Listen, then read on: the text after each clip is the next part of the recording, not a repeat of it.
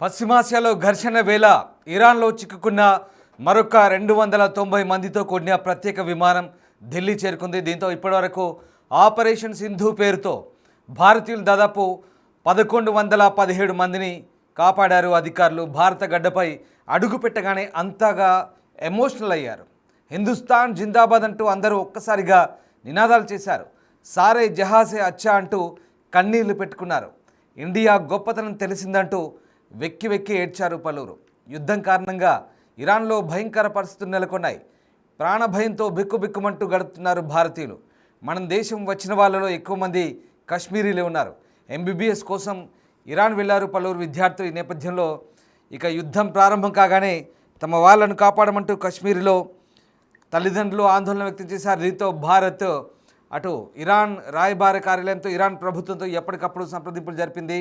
Iran టెహ్రాన్లో ఉన్నటువంటి భారత రాయబార కార్యాలయ అధికారులు మన విద్యార్థులతో మన పౌరులతో ఎప్పటికప్పుడు సంప్రదింపులు జరిపారు. దీంతో ఇక ఆ ప్రయత్నాలు ఫలించాయి. ముఖ్యంగా భారతీయులను పంపించేందుకు ప్రత్యేకంగా ఇరాన్ కూడా గగనతలాన్ని తెరిచింది. దీంతో భారతీయ విద్యార్థులంతా కూడా అక్కడి నుంచి బయలుదేరారు. ఒక్కసారి ఆ దృశ్యాలు చూడండి. ఒక్కసారిగా కన్నీటి పర్యంతమయ్యారు. భారత్లో అడుగు పెట్టగానే సారే జహాసే అచ్చా, హిందుస్థాన్ జిందాబాద్ అంటూ చాలా ఎమోషనల్గా ఫీల్ అయ్యారు. భావోద్వేగానికి గురయ్యారు. భారతదేశానికి మించింది లేదు ప్రపంచంలో అంటే ఒక్కసారిగా అందరూ కూడా ఆ ఎమోషన్ని పండించిన పరిస్థితి కనబడుతుంది. ఒక్కసారి ఆ దృశ్యాలు చూద్దాం.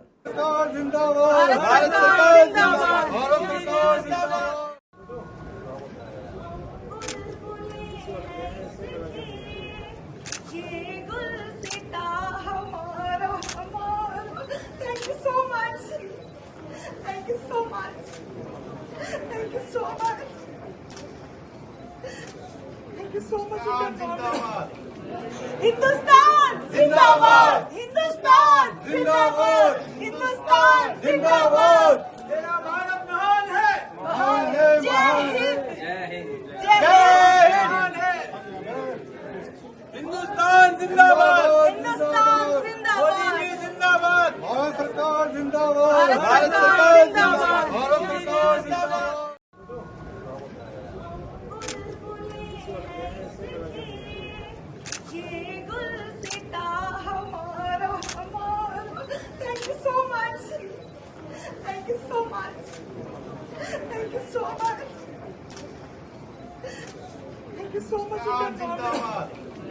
हिंदुस्तान जिंदाबाद, हिंदुस्तान जिंदाबाद, हिंदुस्तान जिंदाबाद।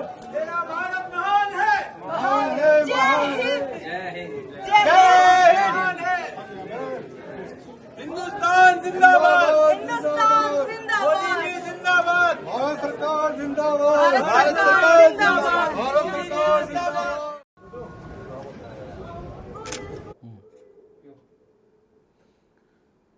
చూసారుగా భావోద్వేగ క్షణాలు.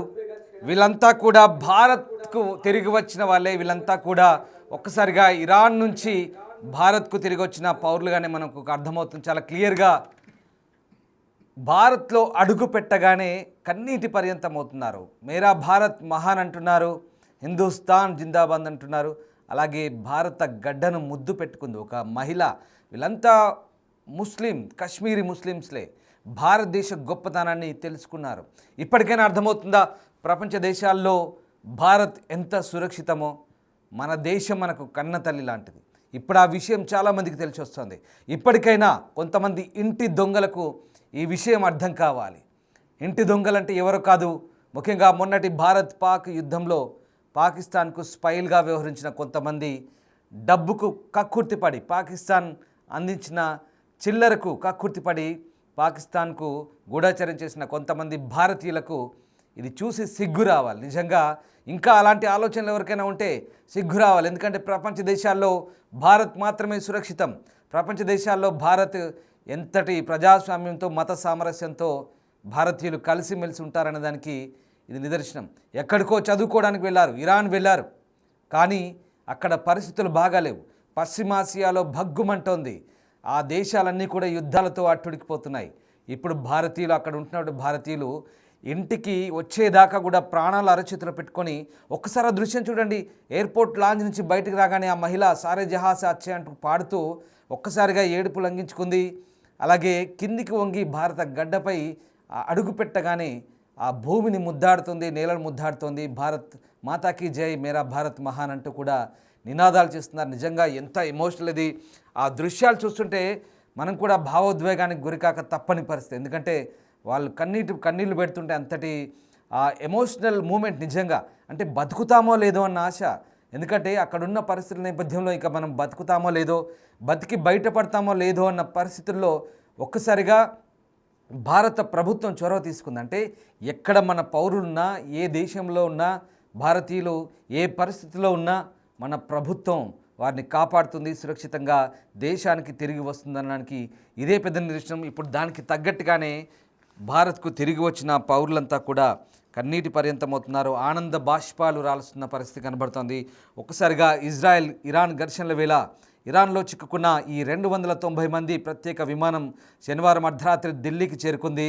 దీంతో తాజాగా వారితో కలిపి ఆపరేషన్ సింధు కింద ఇప్పటివరకు కాపాడిన భారతీయుల సంఖ్య 1117 చేరింది. ఇప్పటివరకు 4 బ్యాచ్లను ప్రత్యేక విమానాల్లో భారత విదేశాంగ శాఖ తాజాగా 5వ బ్యాచ్ను తీసుకొచ్చింది. భారతీయుల తరలింపై విదేశాంగ వ్యవహారాల మంత్రిత్వ శాఖ ఎక్స్ వేదికగా స్పందించింది. ఆపరేషన్ సింధు వేగం పెంచుకుంటుందని, అలాగే ముస్తాద్ నుంచి వచ్చినటువంటి ప్రత్యేక విమానంలో దాదాపు 290 మంది మస్తాద్, ఇది ఇరాన్ నుంచి ప్రత్యేకంగా వచ్చారు. భారతీయులు ఢిల్లీలో భద్రంగా దిగారు. ఇరాన్ నుంచి తరలించిన వారిలో విద్యార్థులు కూడా ఉన్నారు. ఇరాన్లో ఉన్న ఉద్రిక్తతల పరిస్థితుల గురించి విద్యార్థులు తన అనుభవాలను పంచుకుంటూ భారత ప్రభుత్వం రాయబారులకు ప్రత్యేక కృతజ్ఞతలు తెలిపారు. ఒక్కసారి వారి మాటల్లోనే ఆ ఎమోషన్స్ ఏంటో వారి మాటల్లోనే విందాం. So first of all, welcome to India. And Aman, would you like to live us through your experience? Did you have any real sense of fear in Iran? Firstly, I have one thing in my mind, that India will come to take us back like Ukraine. Okay. And situation was not devastating, not normal, but mild. There were drones and people injured. We were listening about missiles, and we are truly grateful, very glad to be in India, and we are very thankful for Indian government to take us back our home safely. Thank you. So first of all, welcome to India. And Aman, would you like to live us through your experience? Did you have any real sense of fear in Iran? Firstly, I have one thing in my mind, that India will come to take us back like Ukraine. Okay. And situation was not devastating, not normal, but mild. There were drones and people injured.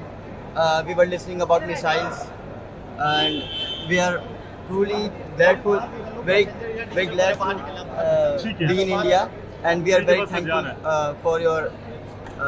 for Indian government to take us back our home safely.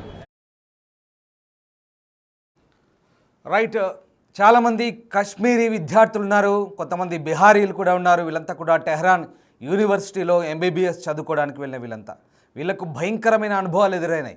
ఎక్కడి నుంచి ఏ missile వచ్చి పడుతుందో, ఎక్కడి నుంచి ఏ బాంబులు వచ్చి పడతాయో. ఇన్నాళ్ళు కొన్ని సురక్షిత ప్రాంతాల్లో తలదాచుకున్నారు, బంకర్లలో తలదాచుకున్నారు, భయంతో బిక్కుమంటూ గడిపారు.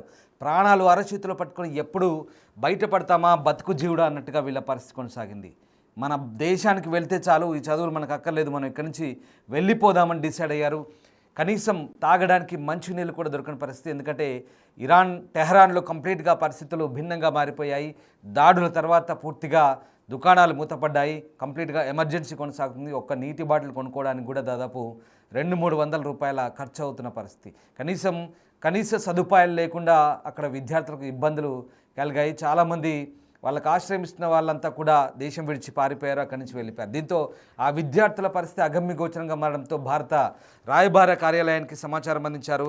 వెంటనే భారత రాయబార కార్యాలయం విదేశాంగ శాఖ స్పందించింది. విడతల వారీగా వీళ్ళందరినీ కూడా తీసుకొచ్చిన పరిస్థితి. ఇరాన్లో చిక్కున్న భారతీయులను తరలించేందుకు ఆపరేషన్ సింధును మొదలుపెట్టింది.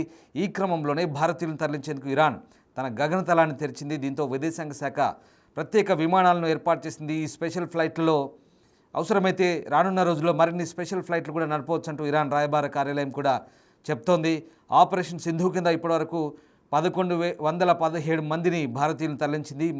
293 మందితో కూడిన 5వ విమానం శనివారం రాత్రి ఢిల్లీ వచ్చింది. అంతకుముందు 310 మందితో కూడినటువంటి పౌరుల బృందం శనివారం సాయంత్రం 4:30కు దేశ రాజధాని చేరుకుంది. జూన్ 20న రాత్రి 2 బ్యాచ్లుగా 407 మంది భారతీయులు తిరిగి వచ్చారు. జూన్ 19న 110 మంది విద్యార్థులు అర్మేనియా మీదుగా భారత్కు చేరుకున్నారు. ఈ రకంగా ఇప్పటివరకు 5 బ్యాచ్లు అయితే దాదాపు 1117 మంది ఇప్పటివరకు చేరుకున్న పరిస్థితి. ఇక ఇజ్రాయెల్ నుంచి కూడా ఇప్పుడు భారతీయులు తరలింపే అవకాశం కనిపిస్తోంది. ఎందుకంటే ఇరాన్లోని 3 అణు కేంద్రాలపై అమెరికా దాడి చేయడంతో ఇటు మిడిల్ ఈస్ట్లో యుద్ధ మేఘాలు మరింతగా కమ్ముకుంటున్నాయి. దీంతో భారతీయులను ఇజ్రాయెల్లో ఉన్న ఇప్పుడు వీళ్ళంతా కూడా ఇరాన్ వాళ్ళు. ఇక నేను ఇజ్రాయెల్ గురించి చెప్తాను. ఇజ్రాయెల్ కూడా దాదాపు 10,000 మంది భారతీయులు ఉన్నారు. జెరూసలంలో ఉన్నారు, టెల్ అవీవ్లో ఉన్నారు, హైఫాలో ఉన్నారు. ఎందుకంటే హైఫాలో సాఫ్ట్వేర్ కంపెనీస్ ఉన్నాయి, అక్కడ పనిచేస్తున్నారు. చాలా ప్రాంతాల్లో మన భారతీయులు ఉన్నారు. ఇప్పుడు వాళ్ళందరినీ కూడా తరలించేందుకు ప్రయత్నాలు చేస్తున్నారు. ముఖ్యంగా ఇజ్రాయెల్ నుంచి భారతదేశానికి ముందుగా భూ సరిహద్దుల ద్వారా, తర్వాత భారత్కు వాయు మార్గం ద్వారా ప్రయాణ సౌకర్యాలు కల్పించాలని విదేశాంగ శాఖ ప్లాన్ వేస్తుంది. టెల్ అవీవ్లోని భారత రాయబార కార్యాలయంలో సంప్రదించాలని చెప్తుంది. ప్రస్తుతం దాదాపుగా 18,000 మంది, నేను ఇందాక 10,000 చెప్పాను కానీ అంతకు మించే ఉన్నారు, 18,000 మంది భారతీయులు ఇజ్రాయెల్ నివసిస్తున్నారు. సో వీళ్ళంతా కూడా ఇప్పటికే మనం ఏ రకంగా అయితే ఇరాన్ నుంచి తరలించేందుకు ఆపరేషన్ సింధు మొదలుపెట్టామో అలాంటి మాదిరిగానే ఇప్పుడు ఇజ్రాయెల్ నుంచి తరలించే అవకాశం కనిపిస్తోంది. ఇజ్రాయెల్ నుంచి ఇజ్రాయెల్ గగనతలం కూడా మూసివేశారు. ప్రస్తుతానికైతే ఇజ్రాయెల్లో వచ్చిన ముప్పు ఏం లేదు ఇప్పటివరకు. కానీ ఇక్కడ నుంచి ఎందుకంటే భీకర దాడులు కొనసాగే అవకాశం ఉంది. ఇరాన్ విరుచుకుపడుతోంది. ఎందుకంటే అమెరికా ఎంట్రీ ఇచ్చిన తర్వాత ఇరాన్ డజన్ల సంఖ్యలో మిసైల్ను వదులుతుంది.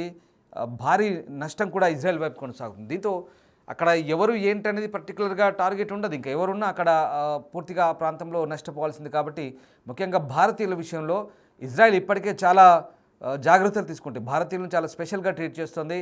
బంకర్లు ఉన్నాయి, సైరన్లు మోగుతున్నాయి, ఎక్కడికక్కడ అలర్ట్ చేస్తున్న పరిస్థితి. కానీ ఎంత ఉన్నా కూడా అక్కడ ఉన్న వాళ్ళు సొంత దేశాన్ని తిరిగిపోవాలి, బతుకు జీవుడా అంటూ ఉండే పరిస్థితి. ఎందుకంటే యుద్ధాలు వస్తే చెప్పలేము ఏ పరిస్థితులు ఎలా ఉంటాయి. కాబట్టి వీళ్ళంతా కూడా సైప్రస్ మీదుగా ఇజ్రాయెల్ నుంచి సముద్ర మార్గం ద్వారా సైప్రస్ మీదుగా చేరుకొని అక్కడి నుంచి వివిధ దేశాలకు మళ్ళీ అక్కడి నుంచి వేరే దేశాలకు వెళ్ళిపోతున్న పరిస్థితి. చాలామంది టూరిస్టులు అదే పరిస్థితి. ముఖ్యంగా భారతీయులు కాను వీళ్ళంతా కూడా ఇప్పుడు ఇజ్రాయెల్ నుంచి ఏ రకంగా తరలించాలనేది విదేశాంగ మంత్రిత్వ శాఖ ఆలోచన చేస్తుంది. బహుశా భూమార్గం ద్వారానా లేదా వాయు మార్గం ద్వారానా ఏ రకంగా వెళ్ళాలనేది ఆలోచిస్తుంది. ఇజ్రాయెల్ సరిహద్దులు పంచుకుంటున్నటువంటి మిగతా దేశాలతో బహుశా అటు నుంచి వెళ్ళిపోయే అవకాశం కనిపిస్తుంది. బట్ ఒక్కసారి మనకు ఆ దృశ్యాలు చూస్తే నిజంగా వెరీ ఎమోషనల్ అఫ్కోర్స్. ఎందుకంటే ఆ దేశం నుంచి ఎలా బయటపడతారో తెలియని పరిస్థితి. ఇరాన్లో దారుణమైన పరిస్థితులు ఉన్నాయి. టెహ్రాన్ అంతా కూడా పూర్తిగా విధ్వంసం అవుతుంది. ఇజ్రాయెల్ దాడులతో భయంకర. కేవలం టెహ్రాన్ ఒకటే కాదు, చాలా ప్రాంతాల్లో సిరాజ్, టెహ్రాన్, తర్వాత చాలా ప్రాంతాల్లో ఇరాన్లోని అనేక ప్రాంతాలన్నీ కూడా టార్గెట్ అయిపోయినాయి. ఉత్తర ఇరాన్, అలాగే వాయువ్య ఇరాన్, చాలా ప్రాంతాలు ఇప్పటికే సొంత దేశం వాళ్ళు అక్కడి నుంచి విడిచి పారిపోతున్నారు. ఇరాన్లో ఉన్నటువంటి 9 మిలియన్స్ అంటే 90 లక్షల మంది ఇప్పటికే ఆ టెహ్రాన్ ఖాళీ చేశారు. కానీ విదేశీయుల పరిస్థితి ఏంటనేది ఇప్పుడు తదనుగుణంగా మన భారతదేశం కూడా ఈ సింధు ఆపరేషన్ చేపట్టిన తర్వాత ఇప్పటికే చెప్పాను కదా 1117 మందిని తరలించింది. ఒక్కసారి మళ్ళీ ఆ దృశ్యాలు చూస్తే నిజంగా చాలా భావోద్వేగంతో కూడుకున్నవి. వాళ్ళందరినీ చూడండి, వీళ్ళంతా కూడా మన గడ్డపై అడుగు పెట్టగానే ఎంత ఎమోషనల్ అవుతున్నారో, ఎంత ఆనంద బాష్పాలు. భారత్ గొప్పతనం ఏంటో నిజంగా తెలిసి వచ్చిందంటే ఆపద వచ్చినప్పుడే ఆదుకుంటే అది దేవుడితో సమానం. బట్ అంతే, ఇక్కడ భారతదేశం కన్నతల్లి లాంటి భారతదేశాన్ని నమ్ముకుంటే ఎప్పటికైనా మంచి జరుగుతుందనేది మరొకసారి ప్రూవ్ అయింది. భారతదేశాన్ని తిరిగి వచ్చాక వాళ్ళ మాటలు, వాళ్ళ అరుపులు, ఆ భావోద్వేగాలు ఒక్కసారి చూడండి.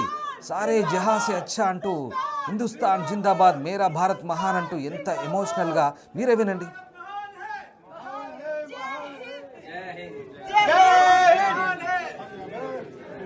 हिंदुस्तान जिंदाबाद, हिंदुस्तान जिंदाबाद, मोदी जी जिंदाबाद, भारत सरकार जिंदाबाद, भारत सरकार जिंदाबाद, भारत सरकार जिंदाबाद।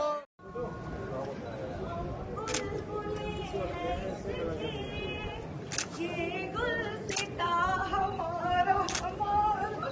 Thank you so much. Thank you so much. Thank you so much. Thank you so much. Hindustan जिंदाबाद, हिंदुस्तान जिंदाबाद, हिंदुस्तान जिंदाबाद।